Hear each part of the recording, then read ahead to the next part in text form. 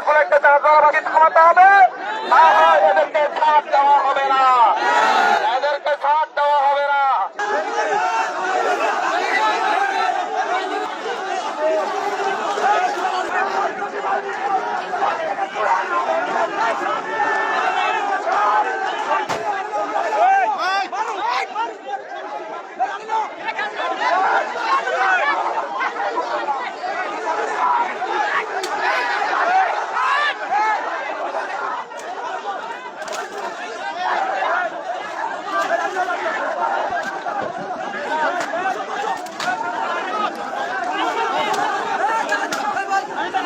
করার জন্য জাহাজমারা বাজারে আসি, সেখানে ইফতার শেষ করে আমি যখন মানুষজনের সাথে কথা বলছিলাম, তখন হাজার হাজার মানুষ দেখে তারা এসে লাঠি সোটা নিয়ে অতর্কিত হামলা করে। সে হামলার পরে আমাদের অগণিত মানুষ আহত হয়, আমি নিজে আহত হই এবং শহীদ রিটনের ভাই পর্যন্ত আহত। তারা এখনো মহড়া দিচ্ছে অস্ত্র নিয়ে। তারা আমি বলেছি যে আমি এখানে এসেছি, এখানে আমি বসে থাকবো, মেরে ফেললে মেরে ফেলুক, আমরা এসব ভয় পাই না।